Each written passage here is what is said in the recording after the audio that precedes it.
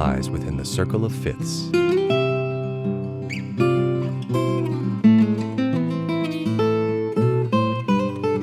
Are you in the circle? Do you want to be in the circle? This is your invitation. Step inside with your hosts, Jeremy Burns and Matthew Scott Phillips.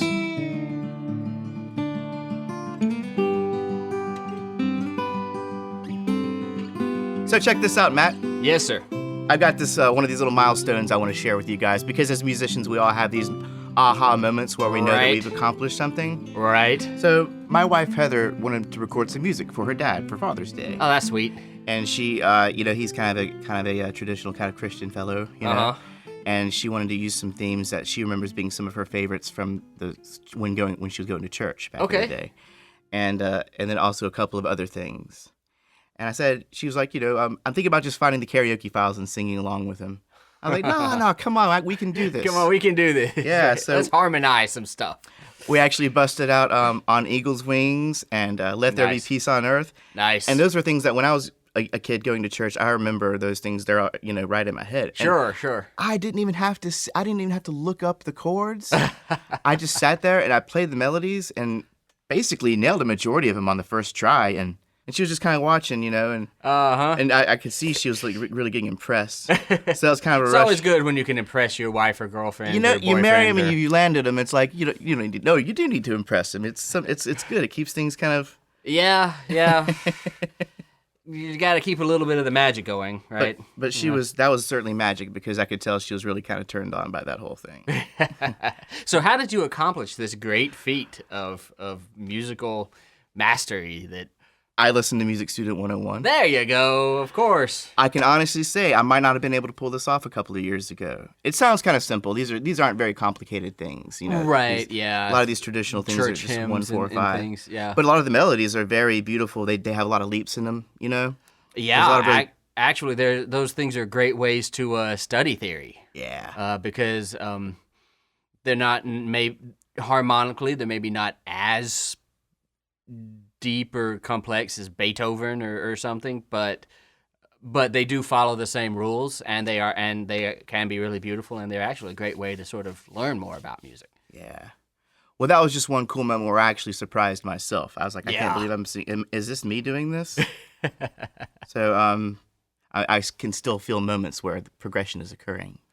I learn something new every day. Mm-hmm. I really did. I learned something new 5 minutes ago, actually, as you can attest, before we started podcasting. So, yeah. Well, the magic kind of died away when she wanted to pull out a Billy Joel song. Which probably doesn't follow quite the same. No, there was some augmented chords. I wasn't quite sure. I was like, I need the chords for this. I'm sorry. I need the... Yeah. Hey, everybody has to do research. Right. That's, lawyers look up cases, and this is the way it is. Well, enough of that. I say we digress, but we haven't really started anything yet. Maybe we've segued, though. We've segued a little bit. Yeah, okay. Yeah. Because if those hymns happen to follow something called the circle of fifths... The circle of fifths? The circle of fifths. Ever heard of that? The magical, wonderful circle of fifths? The magical, mysterious, weird, is hilarious.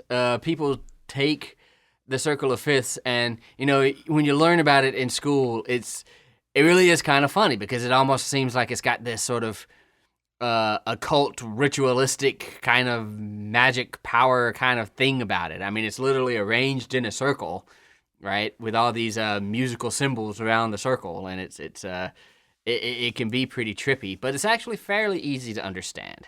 When I first beheld the circle of fifths, I immediately felt like I was consulting some ancient mystical diagram. Yeah. Understanding of something bigger than us. Like the music, like the great tome of music or something. It's like, we're really getting into this stuff now, right? I might be getting it too much credit. It might not be that big, but it does encompass a lot of music, a lot of things about music. It's one of those things that is it's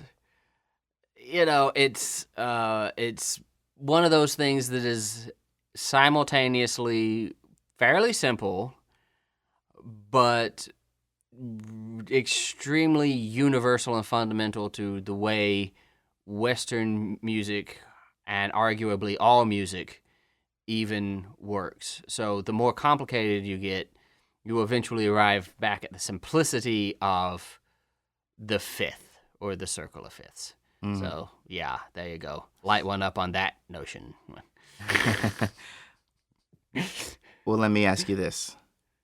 What is the circle of fifths? What is the circle of fifths? Well, believe it or not, we kind of mentioned the circle of fifths before, whether or not we actually said the words. I think we did. Yeah, I don't remember. I just come and talk and then, go home. But yeah, when we were talking about major scales and key signatures, and that was back in episode 5, episode 5. Yeah. Awesome. Yeah, there you go. See, Jeremy is the guy that knows all this stuff. Yeah, we were actually talking about, starting with the key of C major, which we know has no sharps or flats. When we count up 5, we land on a G, and then that G has 1 sharp.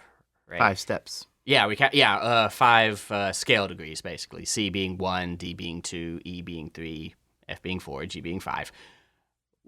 We counted up that got to G, and then we landed on the scale on the major scale / major key signature that had 1 sharp. Mm-hmm. Right. Counted up 5 again, and we landed on this D, and that major scale had 2 sharps.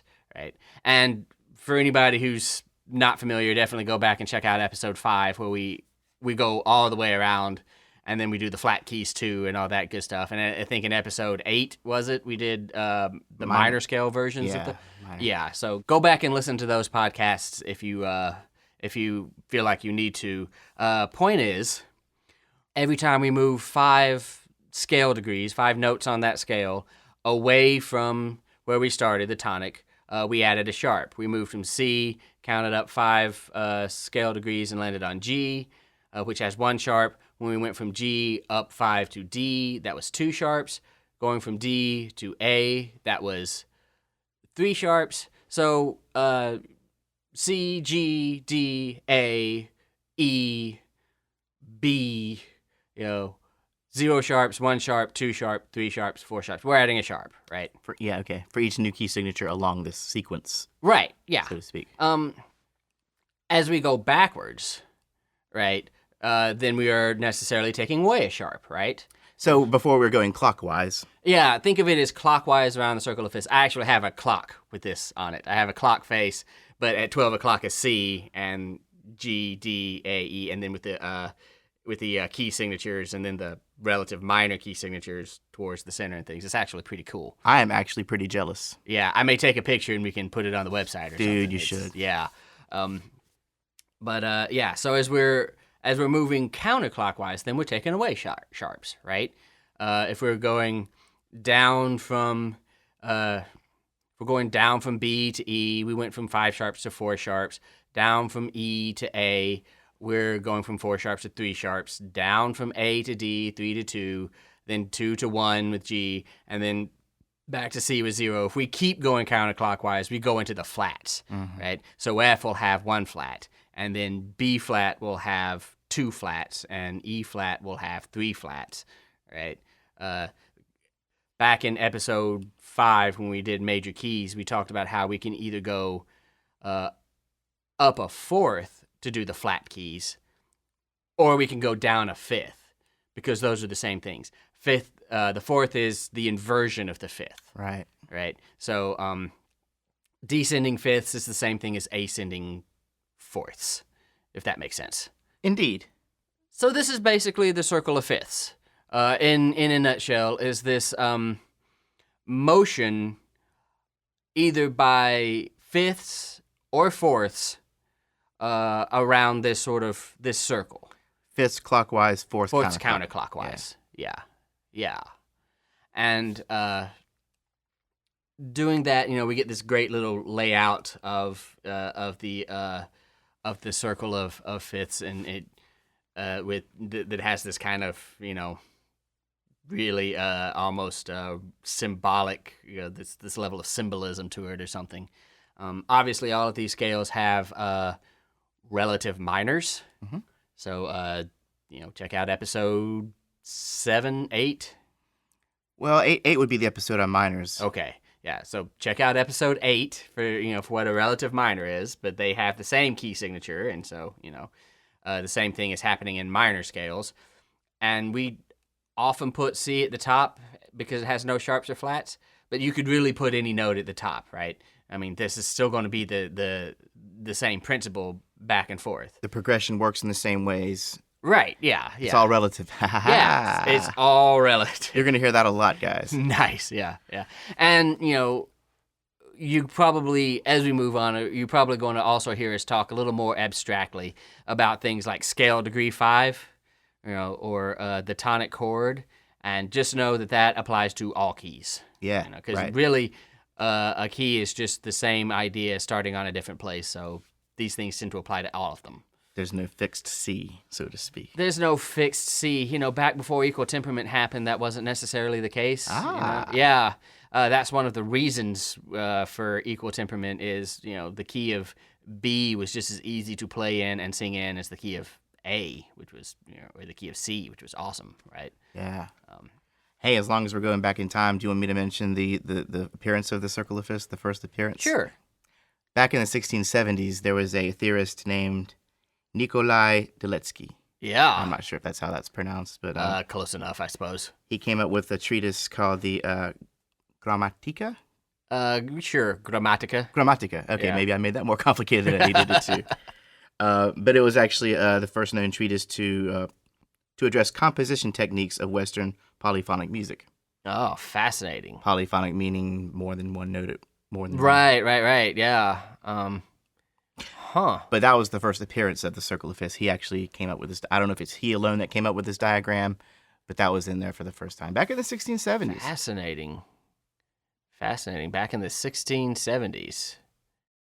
Yeah, that's interesting. So this isn't just an interesting layout of the way chords and key signatures fall into place. This is actually a chord progression. Moving around the circle of fifths is the absolute most basic progression in tonal harmony. And, if you ever are a songwriter or a composer or something, and you feel like, the songs you're writing are just stuck on 3 chords on C and F and G or something, knowing knowing how to work around the circle of fifths can be a great way to give your music a sense of forward direction, because we really do hear this and we feel like we're moving somewhere, right? There's like energy. There's an energy to it. There's a direction to it, and it's been used to great effect for centuries now. Yeah. So, is there anything else we want to say at this point, or are we okay? Stand by real quick. I'm going to have a quick review here. Oh, yeah, there is this one more thing. So, guys, there's going to be a diagram on our website. I tried to make a circle of fifths thing that wasn't copywriting anybody else's. So you can kind of look at this as a reference. Right. And you'll see that C is in the 12 o'clock position. Right. So, although it doesn't have to be. But it typically is. Most clocks you will buy with the circle of fifths diagrams, the most traditional circle of fifths diagrams. We'll have C at the top in terms of explaining the key signatures. 12 o'clock position. Right. But the circle of fifths is more than just how the key signatures fall into place. This is actually a chord progression, right? That we can use, and it's the progression around the circle of fifths is really sort of the backbone of tonal harmony. It's kind of how writing music with chords really works. And, if you're a songwriter or something, or a composer who, it feels like they're just stuck on C, F, and G, or, just stuck in a blues riff or something, knowing how to work your way around the circle of fifths can be a very helpful way to give your music a more of a sense of a forward direction. because there is sort of a direction in the circle of fifths when we hear it, right? Right. There's a kind of energy going on. It's like if this progression is properly followed, you'll hear the first chord and you'll be like, oh, that sounds nice. Right. And then the second chord, oh, that's even better. that followed it nicely. And then the chord that comes after that, each time you're like, darn, that sounds great. Why? Yeah, You know? yeah, right, exactly. So why? That's a good question. Well, I will, in an attempt to explain that, I will sort of take that movement of chords whose roots are a fifth apart, which that's the circle of fifths, right? Yeah. We're talking about chords now, not scales. So I'm going to stay in the same key. I'll be in good old C major. Yeah. That's nice, right? Our old friend. Our old friend. Keep it nice and simple. But again, this works in any key. I will play what we call the one chord, right? Also known as the tonic chord. Right? And the thing that's nice about this chord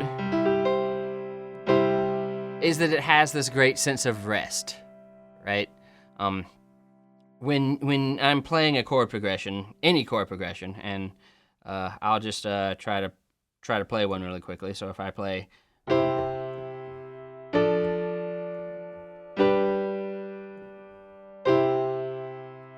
when I hit that last chord, Most fulfilling. yeah, it was fulfilling, right? It felt like it was as a place we felt comfortable resting, right? If I had instead.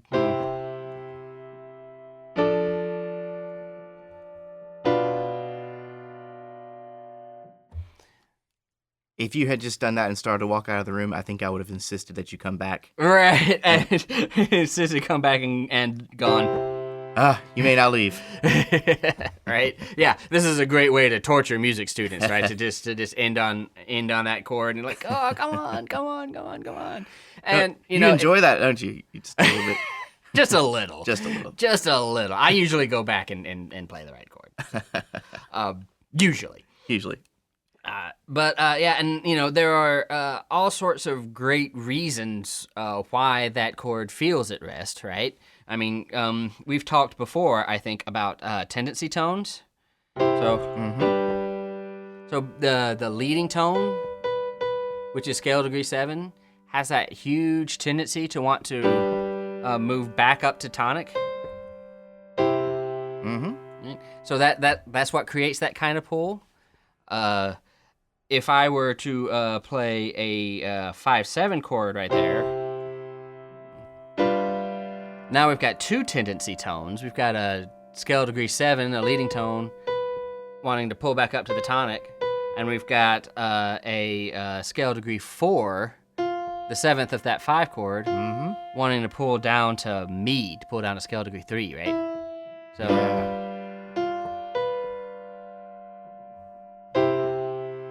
That's double the resolution. Right, yeah. Not literally, but yeah, it feels like it. Right, yeah. Actually, it is kind of. It kind of is. Kind of double. Because we had one tendency tone, now we have two tendency tones. Yeah, and those tendency tones are tritone apart, right?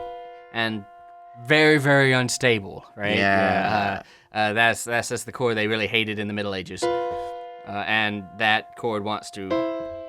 It sounded like someone just exercised the devil out of your hands. Right, yeah.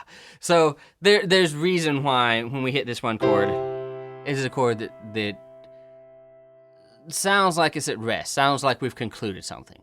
We can go on and play other music, sure, but it takes a certain amount of sort of musical energy to push past that one chord. Right. If you end a progression on a one chord, it feels like you can rest there, especially if you've preceded that with a chord that is a fifth away on the circle of fifths, which is the 5 chord. Right, also known as the dominant chord. Yes, we talked about that. Yeah, and this dominant chord, or it's the 5 chord, because its root is scale degree 5, or the 5/7. This chord tends to want to move back to 1. So the notes that are a step away on the circle of fifths, a fifth away, they tend to want to move forward along this progression. Right, we're starting to see that, right? Right. 5 wants to move either by descending 5th or ascending 4th. Same thing, remember? Uh-huh. Down to 1. G major wants to move down to C major. That tendency for the dominant chord to want to move to 1 is something that we call dominant function. Uh-huh.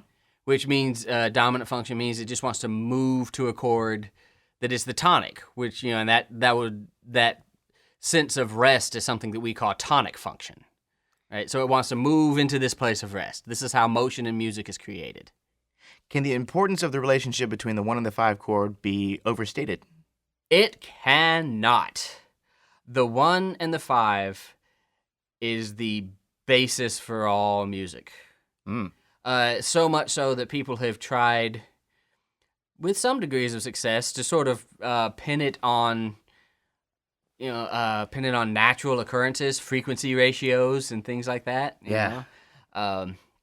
Things that occurred long before the dawn of civilization. Right. Yeah, and on the overtone series of how of the ratios of how sound waves vibrate, stuff like that, to sort of explain the importance of the fifths. And we don't have to get all into that, but as far as if you're talking about music, if you're talking about tonal harmony, the importance of the fifth, it really is the backbone of everything. Even so far as there's a theorist named Schenker who postulated that ultimately all pieces of music is just a 5 chord moving to a 1.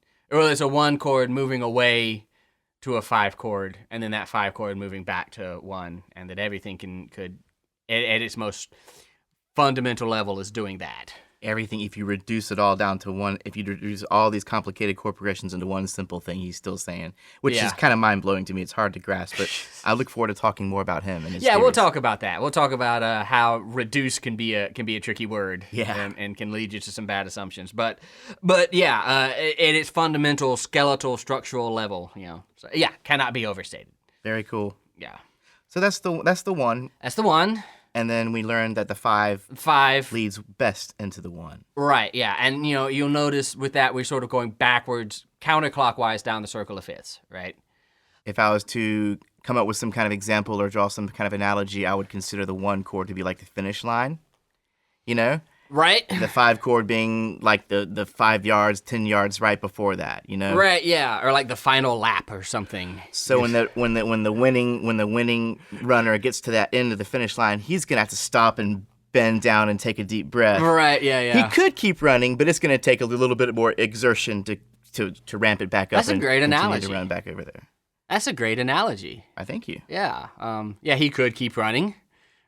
In true Forrest Gump fashion or something, but it's going to take energy to do that. Mm-hmm. Usually there's this notion that when you end a phrase or end a piece of the music and you end on a 1 chord, you move past that when there's something in the music that's unfinished. Mm-hmm. And that's some pretty high-minded theory, so we don't have to get into that now. But Cool. The main thing you need to know is the 1 chord is sort of like that finish line. It's a point of rest.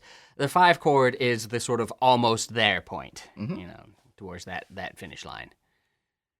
So we kind of decided that the 1 chord is ultimately preceded by the 5 chord. That's the best resolution. Yeah. Is there a chord that comes before the 5 chord? Well, you'll notice that in moving from G to C, we have moved counterclockwise from the 1 o'clock position to the 12 o'clock position, right? So in doing that, we have descended a fifth, right? So we've gone from a chord whose root is G, and we have gone down a fifth to a chord whose root is C, right? From 5 to 1, from the dominant to the tonic, the most basic and fundamental chord progression there is. We have descended a fifth. You could also say that we have ascended a fourth. Down and up doesn't really mean as much as you think it does when you're talking about the roots of chords, right? So descending a fifth is the same thing as ascending a fourth.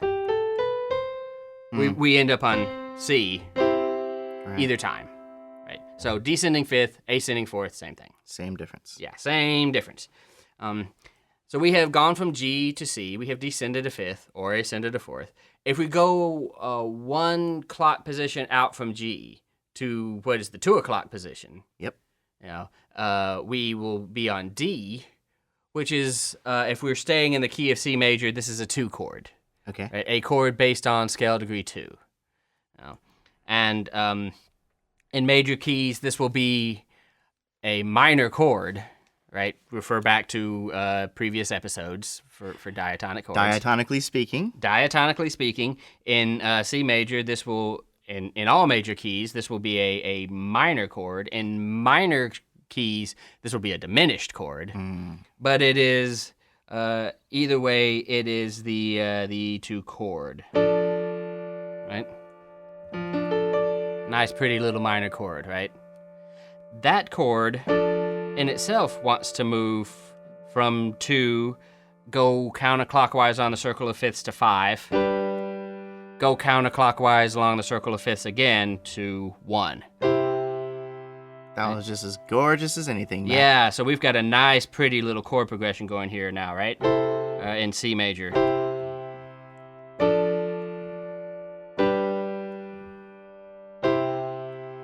And again, this will work for any key. 2, 5, 1 is universal to all keys, major and minor. Yeah. I could do this. Pick a key, random key. Let's do B minor. Let's do B minor. And I can go from B minor to C sharp diminished, which is 2, right? To F sharp, which is 5, and 1.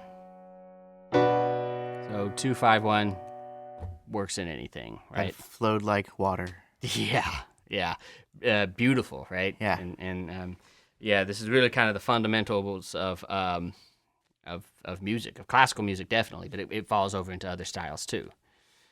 So that's the cool thing about the 2 chord. It's like in a major key. Mm-hmm. It kind of stands out because it's minor. Yeah, and it gives it a little bit of unblandness, right? Because that minor gives it a little coloration. There's a little fun. I'll be back in C major for a minute. Mm-hmm. It's worth saying about the 2 chord that you will find it in a couple of different sort of positions, inversions, I should say. So root position 2 chord. Move into 5. And then when it's in that first inversion, you really can hear in the bass that motion of fifths, right? I went from there. I went up a fourth and then down a fifth. So you really hear that circle of fifths progression. I'll do that in a chord.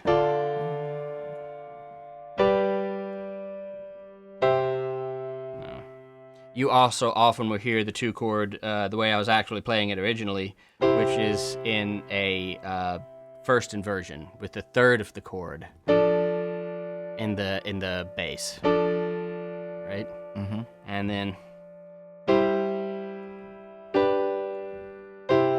little cadential 6/4 motion for you. We'll talk about that later. Okay. but yeah, often you'll hear the 2 chord in this first inversion, what we would call a 2/6 chord, and it's so you can get this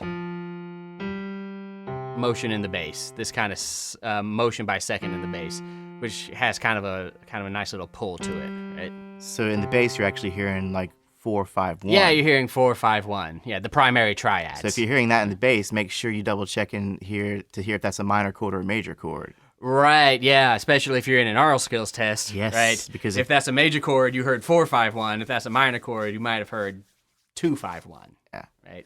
Circle of fifths progression. The only other cool little nugget I have about the 2 chord, and this kind of goes all around the circle actually, is that the 2 chord shares a common tone with the 5 chord. Right, yeah. Which might explain why there's an easier transition between the 2 chords.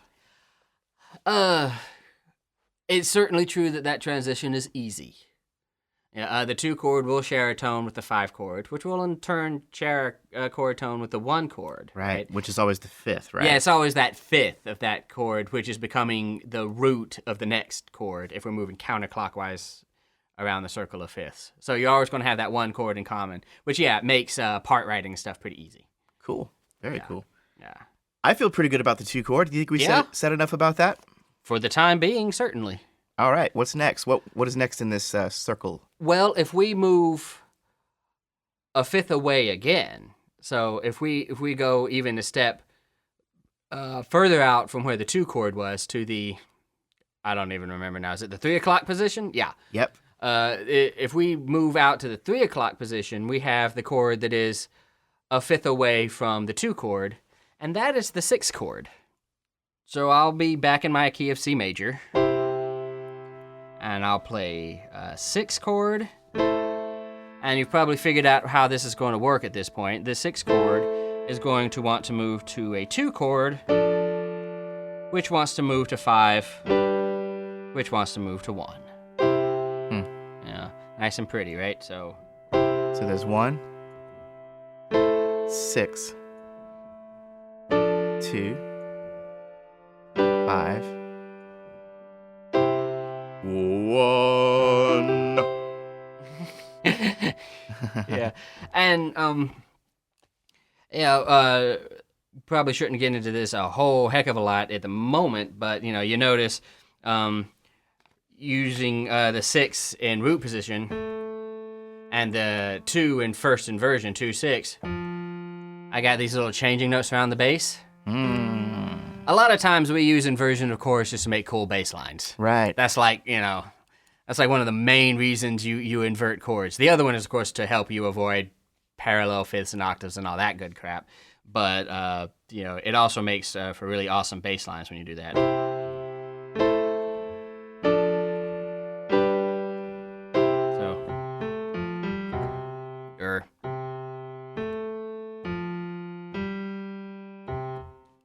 Cool. Yeah, just a little aside. Very nice. Yeah. The 6 chord is often considered a tonic substitute. Ah. So we've talked before, I think, about the idea of a deceptive cadence. We did in our episodes on cadences. Yeah. And if you've got really good ears, you'll notice that all of this sounds really cadency, right? Yes. 2-5-1, 6-2-5-1, motion around the circle of fifths in general, in classical music, often means you're headed towards a cadence, right? Be it perfect authentic, imperfect authentic, or even half cadence. So this all sounds very cadency and sort of is the way we're ending phrases when we end up on that one, on that place of rest. It's right? Like a resolution fest. It's like a resolution fest, yeah.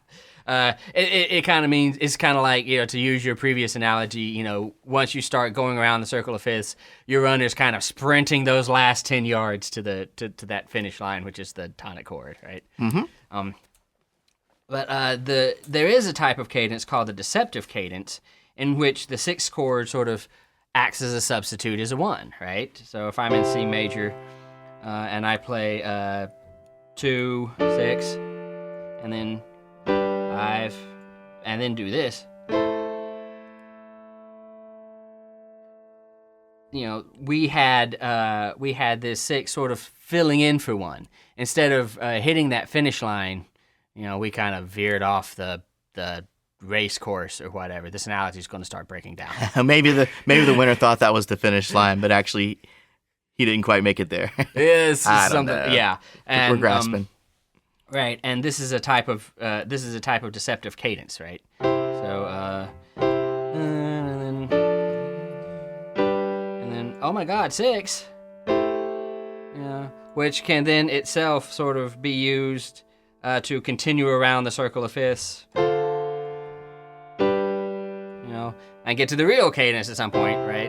It sort of prolongs the journey, and so 6 chords you'll find often used in that way as a substitute for 1. So 6 can be 1, but 6 in the circle of fifths will want to move to a 2 chord, which will want to move to a 5. chord. Which, Even though it's kind of acting as a substitute for one, way more so than one, it certainly could or wants to keep on moving. Yeah, it wants to keep on moving, much more than one does. Right. And when it substitutes for one, what you're doing is prolonging the moving, right? Prolonging that motion, because the real cadence now has to come sometime later. You have to work around it again and get back to it eventually some other way. All the while playing with the minds and the emotions of your listener. Absolutely, yeah. That's what it's all about, man. Yes, sir. So that is the sixth chord. Any more little nuggets on the sixth chord? I have a couple. Let's hear them. Like we said, it's going to share a common tone with the four chord because it comes right before it. Yes, it is. Yes, it is. That's just going to keep on continuing. We don't have to say that. We don't really have to keep that. Anything that's next to you on the circle of fifths, shares that one chord, one tone. For these next couple of nuggets, I have my guitar here. All right. Oh boy, if I can get it over here. This guitar that's been sitting here the whole time. Look, there it is. How about Look, that? There's a guitar. It happens to be tuned perfectly. Oh my gosh. Perfect enough, anyways. Perfect enough. So, oftentimes when I hear a sixth chord in a chord progression, usually it'll be preceded by this walk down, and if not, I can almost hear it, even if it's not there. So if we're in the key of C.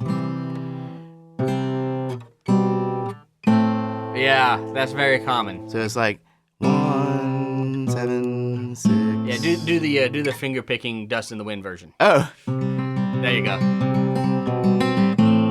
Yeah, I don't know if that's actually Dust in the Wind. It just reminds me of. Yeah, so it is actually Dust in the Wind. There you go. And I think the harmony actually does walk down. Yeah. Yeah, very, very common. Very Dust in the You hear it all over the place, especially in pop music. Yeah, whereas 6 shares one note in common with 2, scale degree 5. 6 actually shares 2 notes in common with the tonic chord, right? It shares the 3 and the 5. Is that why it can act as a suitable substitute? That's why it can connect as a suitable substitute, and that's why it sounds very seamless to sort of, right? Mm-hmm. And that's why with that walk down you're doing, that's essentially what you're doing. You're just adding that little passing harmony.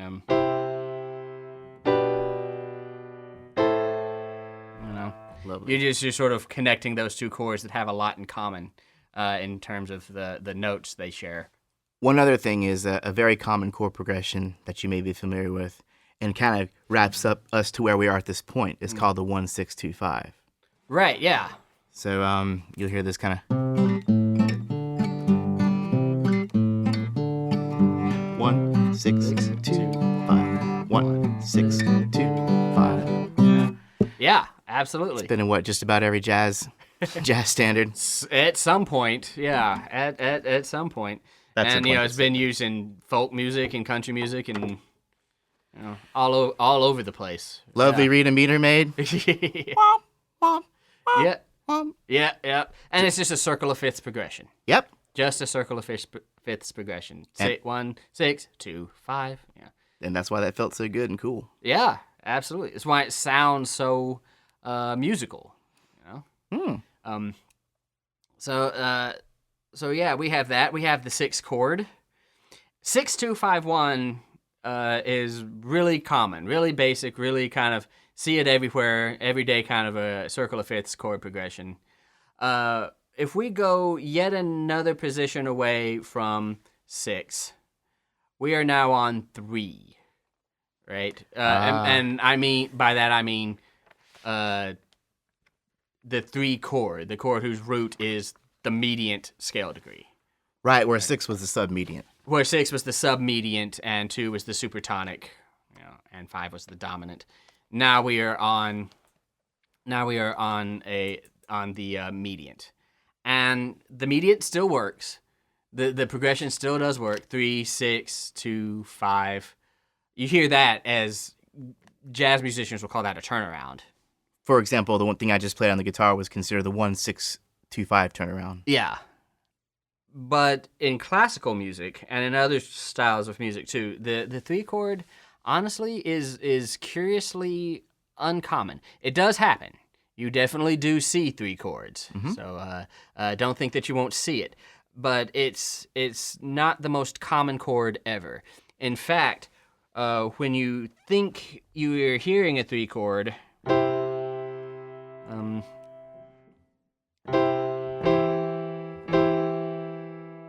Mm-hmm. What you are often, in fact, hearing is a 1/6. Haha. Yeah. Which can then, go around the circle of fifths.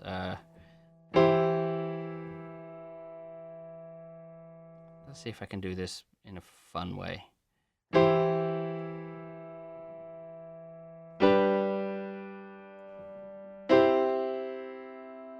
No, or whatever, right? Did you start on the 6 just then? I started on the 1/6. Okay. So what you're often hearing is in fact a 1/6. Which can, do all sorts of fun stuff itself,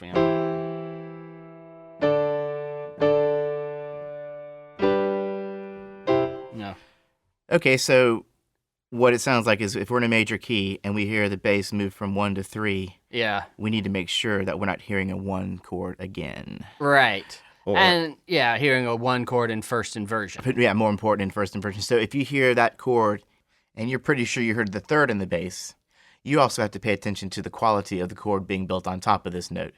Right, because it'll be a tonic chord in first inversion, quite possibly. It can actually be a lot of things at this point. But right. But it will be a tonic chord in first inversion very often. More common. Yeah. If you hear it as a major chord. Yeah. But there is such a thing as a 3 chord, right? Ooh, can we hear the difference between a 1/6 chord and a 3 chord in a progression? Sure. All right. So 1 chord in first inversion.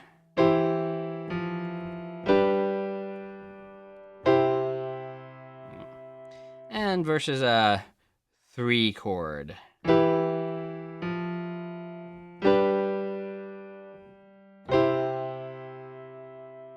So it has kind of a more nostalgic, sort of sad, melancholic kind of. Yeah.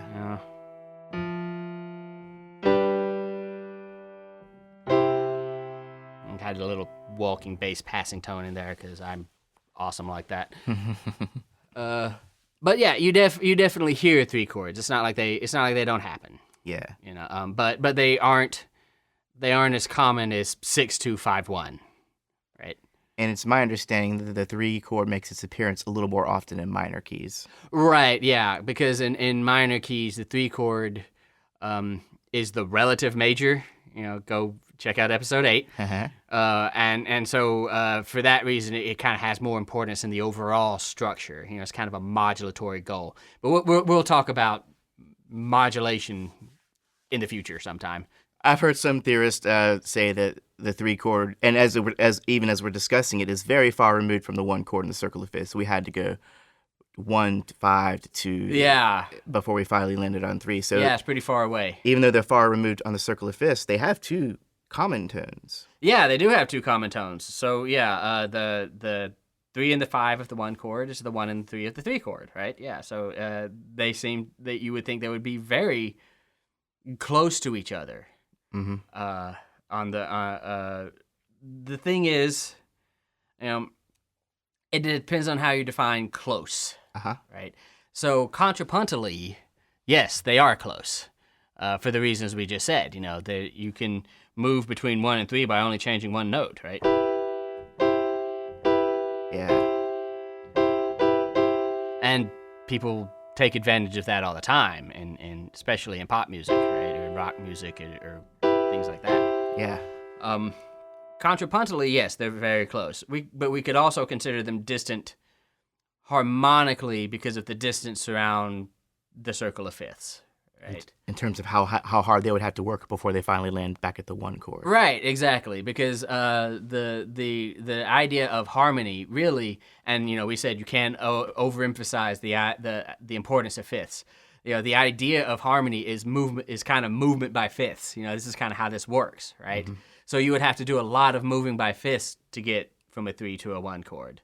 There was a theorist. There is a theory called neo-Riemannian analysis, which actually talks about how you think 1 and 3 are very far away because of the circle of fifths, but contrapuntally they're actually very close. So it's actually easy to move between these two or three things, you know. But that's a fairly advanced sort of theory, you know. A preview A preview of Neo-Riemannian nine-note Yeah, that thing gets crazy too, man. Well, I'm feeling pretty good about all that. What's next? What's next is the seventh chord. So if we go yet another fifth away from the from The three chord. From the three chord, thank you. Continuing the circle of fifths. Continuing the circle of fifths, right? We get to 7, and here's where you kind of have to. I'm kind of making a pained expression on my face. It is very painful looking, actually. Yeah. Just so you know. If you've ever seen a picture of Matt, I've never seen such anguish. No, I have, actually. Yeah, that might be hyperbole a little bit, but I have a little bit of a pained expression on my face. Yeah, I have a little bit of a pained expression on my face. And the reason for that pained expression is that once you get to the 7 chord, there's some things to consider.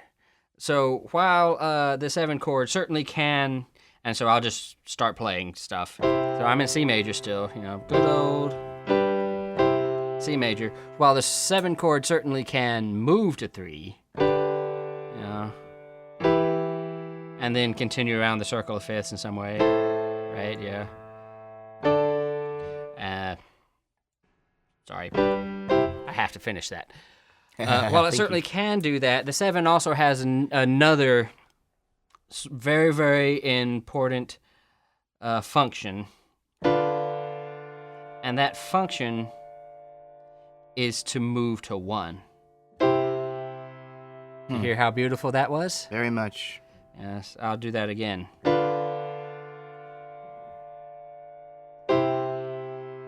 Even better the second time. Yeah. Because the 7 chord, it has those same 2 tendency tones, right? Yeah. Compared to the 5-7 chord? Right. Remember the 5-7 chord? Mm-hmm. Has those same 2 tendency tones as the 5-7 chord. Right? Which we wanted to have move. Right? Yeah. So when you hear them in the 7 chord, this chord based off scale degree 7, you're really kind of wanting the same thing to happen, right? Mm-hmm. Yeah. So for this reason, the 7 chord is often a substitute for 5. So we can be sort of, you know, I'm just going to start randomly playing chords, so.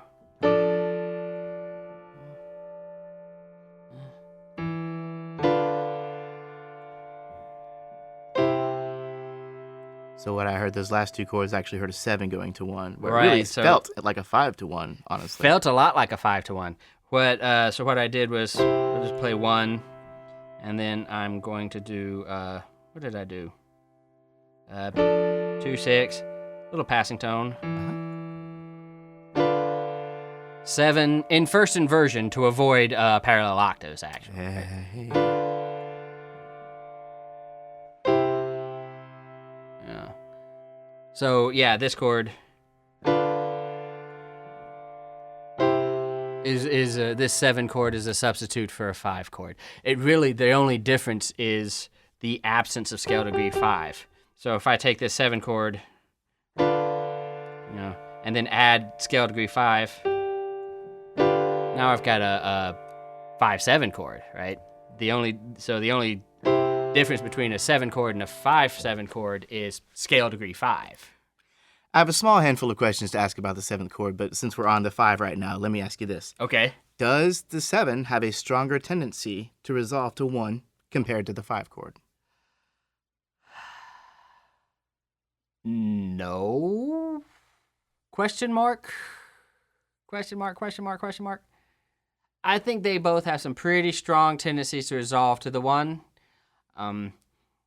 I could maybe make an argument that the 5 has a stronger tendency to resolve to the 1, though, because it does have a 5th motion in it. Yeah. Right? And that 5th motion, which is what the circle of fifths is based on, lends a greater strength to 5-1 as you know. That's why our perfect authentic cadence has 5-1, right? Right. So basically, in a major scale, the 7 chord is just a diminished triad, right? If if we're just talking about the triad itself. Yeah. We're not talking Right. about sevenths right now. Right. But that is the top 3 notes of a 5/7 chord. Only Exactly. you lop off the scale degree 5, and you're left with the diminished triad. That's the 7 chord. Exactly. So you're effectively talking about the same harmony, right? So the only reason in my head I can imagine a 7 having a stronger resolution to 1 is because you're starting off with a diminished chord, and that's so much more tensed than a 5/7 chord. Is it not? Yeah, but it's only tense because of the things all the 5/7 chord has. Yeah, so by itself it's tense, but if you add that fifth to it and then resolve it to 1, that's a stronger resolution because we have the 5 to 1 happening in the bass. Right. That would be my opinion. That's probably all we need to say about that. Probably so, yeah. Okay. Just little questions. Little questions. Yeah. So 7 is really more, rather than being something that's moving around the circle of fifths, although it can do that. Yep. It can do that. The 7 also is very often a substitute for the 5 chord. And for this reason, we think of the 7 as having what we call dominant function. Just like the 5, okay. Just like the 5. Dominant function meaning it wants to move to the tonic chord, which has tonic function, right? So, more important with the 7 than the idea of going around the circle of fifths is the idea that 7 will want to resolve to 1 in some inversion, right? Inversions are there to give us cool bass lines and avoid parallelisms. In my analysis experience, that appears to be the more common case. Yeah. That the 7 substitutes the 5 chord, the Yeah. dominant function. Yeah. Cool. Absolutely. Yeah. Not that I've had in-depth analysis experience, but at least a few semesters. Well, I have, and trust me. And you can say so, right? You can vouch for that, huh? I can vouch for that. The 7, especially if you're in classical music. Now, in popular music, sometimes different things happen. Maybe I could argue that 7 going around the circle of fifths is more common in popular music, but in classical music, 7 resolves to 1. That's just the way classical music works. Okay, so we just kind of discussed how the 7 chord can have a dominant function. Right. Right? And we also discussed how maybe a 6 can have a tonic function. Okay. Yep. So if you have a 7 that resolves to a 6, is that considered a deceptive cadence, or is that considered... Assuming you could land that without, like I said, parallelisms all over the place, that would probably also be considered a deceptive cadence. Or probably actually maybe not even a cadence. Maybe just harmonic function. Maybe just a harmonic motion. Interesting, but probably not germane to our conversation. Probably not germane to our conversation at all. Well, let's move on. I have one more thing about the 7th chord. That will be more germane when we talk about function. Yes. Specifically. Which is coming up pretty soon, is it not? Yes. Very cool. Well, just one more thing about the 7 chord is what it does in a minor key. Yeah, because in the 7 chord in a minor key, depending on what version of the minor key you're talking about, right? Right. Because remember, we have natural minor, melodic minor, and harmonic minor. Again, go check out episode 8 if you need a refresher on those. Sure. But in harmonic minor, that's just the same thing as major, because the raised scale degree 7 creates a diminished chord that is, a half step below the tonic, and it does the exact same thing we just talked about in major. In minor key modes, for melodic minor, also the same thing. Right. In natural minor, because you have that sort of whole step below the tonic that is the 7 chord, you have. God, I love that. Yeah, you kind of have that sort of that Dorian mode thing going on, It still can. It's got less of a I absolutely have to land on 1 than it would in a major key because those relationships aren't there. You can get that really kind of awesome like prog rock thing going on where you're kind of walking down. Right? Yeah, I've heard that many times. Oh yeah, sure. Go back the other way. And okay. Yeah, wasn't there like an 80s song or something? Turn the beat around. Da, da, da, da, da, da. Was it like Miami Sound Machine? I think. Yeah. I don't know what but you know that happens all the time. Yeah. And it's because that 7 can move away. You know, once you go from 1 down to 7, in that natural minor, you don't have to immediately move back up to 1. You could go back down to 6 and then go back. You know, and that's really kind of chordal planing more than it really is harmonic motion, right? But yeah, you can do that. So it's a little different, but not really. And 2 of our 3 minor scales is functioning the same way as it does in major mode. It's kind of funny because in like minor folk songs that I hear, oftentimes that 7 will resolve to a 1, like G resolving to A minor, for example. Right, yeah. But it is funny because there's no tendency tones occurring, right? There's no, there are no Not tendency really. tones. None by a leading tone of any kind. Certainly not a leading tone, you know? It's kind of strange. Yeah, it is kind of strange, and there's all sorts of theories and opinions about stuff like that. Future podcast. Future podcast. I think we beat up that 7 chord quite a good bit, haven't we? Yeah. So we are at our last stop. Doot, doot. This is a 5th away from the 7, which is the 4 chord. Okay. And if we were to go a 5th away again from the 4 chord, we'd be back at 1. So this is sort of the last stop on the circle of 5ths. Cool. Is the 4 chord. And the 4 chord, 4 always makes things a little strange in one way or another, right? And our 4 chord in the circle of 5ths is no exception. While moving 4 to 7 and then 3, 6, 2, 5, 1, that can happen. You know, there are pieces that sort of make a point of going around the complete circle of 5ths, for example. You know, while that can happen, 4 is much more commonly known as a substitute for 2. Ah. Yeah, so I will go back to this progression where we started on a 2 chord. I'm going to play 1. I'm going to play 2 in first inversion. 5. 1. Right? Okay. 2, 5, 1. We know what that is by now, right? We do. So this time, instead of 2, I'm going to substitute a 4 chord. So, and here's our 4 chord. 5. 1. Did you see how my eyebrows rose when you did the 4 chord? It's like something lifted. Right. It's got kind of a church hymn feel to it, right? Kind of a sort of almost spiritual, reverent. One of the most basic chord progressions in all of music. Hey, if you want to throw a plagal cadence at the end of that, we can get an amen. Amen. Right on. All right. So yeah, 4, it can go to 7. Uh-huh. You know, we can do, so we could do,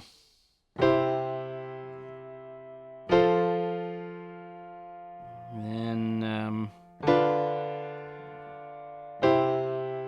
you know, so that was 1, 4, 7, 1. Right. You know, we can go around the circle of 5ths. It's not like that won't work. But 4 more typically it acts as a substitute for 2, which is going to want to move to a 5 chord. For that reason, we consider 4 to have a predominant function the same way 2 has a predominant function. Predominant function just meaning it wants to move to some chord of dominant function, be that 5 or 7. Right. You know, which those dominant function chords in turn want to move to tonic. So a second ago you played like a 1, 2, 5, 1. Yes. And that was nice. Yes. And then the second time you actually played with 2 substitutions, and you said you played 1, and you took out the 2 and you stuck a 4 in there. 4, yeah. You took out the 5, you stuck a 7 in there. Yeah. But it still had the same effect. Still had the same effect. It had maybe a little bit more coloration. It was a little different. You know, had a little bit more variation in emotional context or something. But same effect of harmonic direction. Mm-hmm. And that really comes from predominant function to dominant function to tonic. You know, as long as you're falling in those lines, then you're going to have that direction. And the thing that's great about the circle of 5ths is that it kind of falls naturally in those lines. Yeah. You know, actually those lines exist because of the circle of 5th, not the other way around. Yeah, and you can even think of, 3, 6, 2, all chords leading to the dominant, which then in turn wants to lead to the tonic. And that's probably all I want to say about that right now. Because we'll talk about functions later on. Yeah. Hey, in my analysis experience, Yes. if I can even say that right, Yeah. I have found that the 4 chord is more commonly used as a predominant Absolutely. compared to it being way back in the progression, like 4, 3, 7, whatever. Yeah, absolutely. Would you say in your analysis experience you found the same? 100%. Okay. Yeah, especially as you approach cadences. And we talked about how as you get closer to a cadence, you're more likely to see circle of fifths progressions and things like that. When you get to the actual cadence, if there's a 4 in that, you're far more likely to see a 4 as functioning, like you said, as a predominant chord, moving to 5, which then moves to 1. Or moves to 6, and then you have to get there again. Keep the ball rolling. Yeah. Keep the race going. Right. Great, man. Yeah. So I can summarize this podcast very quickly. I'd be impressed, man, because we just covered a lot of stuff. 1, 4, 7, 3, 6, 2, 5, 1. That's it. That is the circle of fifths. Huh. In the key of C major, that would be C, G, D, A, E, B. Wait, no. That's tough. Screwed it. I screwed it up. Yeah. Never mind. Well, you don't have to worry Erase about that. Yeah. You have to worry about 1, 4, 7, 3, 6, 2, 5, 1 are the chords based on the scale degrees of the circle of fifths. And this is a progression that will imbue your music with a great deal of direction, because this direction is just inherent and fundamental to music itself. Right. Yeah, so start anywhere you want, but more often people start around 6, 6, 2, 5, 1, probably the most common, or 3, 6, 2, 5, 1. Also note that the 4 chord can be a substitute for a 2, and that the 7 chord can be a substitute for a 5, and that 3 isn't really super common. Whew. Yeah, man. I feel like we nerded out a pretty good bit just then, didn't we? Yes, we did. Yes, we did. Did we take the magic out of the magical circle of fifths? I kind of hope so, because I want to try to. I'm a scholar and academic. My function in life is to replace magic with understanding. With science. with understanding. Okay. I don't mean to kill it. I don't mean to kill the magic. Don't kill it. Come on, man. Well, great, man. I think that was a pretty in-depth episode, but I'm glad we finally covered the circle of fifths. You'll run into it again. It is all over music. Yeah, it's one of those things you can't really sit down and say everything there is to say about the circle of fifths in one podcast, because it's everywhere. And there's no doubt it'll come back up again. I can think of a couple of places already where it's going to come back again. Okay, great. Yeah. Well, is it time for a beer? Oh man, it's time for a beer. Let's go get a beer. I'm sure if you've listened to this whole thing, you feel like it's time for a beer too. So we'll go get a beer. Let's go get a beer. You drink a beer with us. Indeed.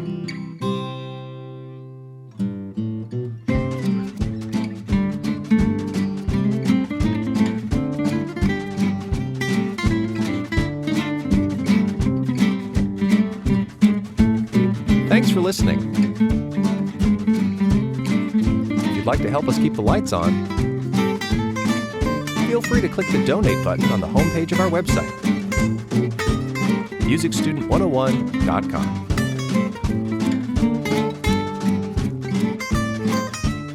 And as always, you can send your questions and comments to info@musicstudent101.com.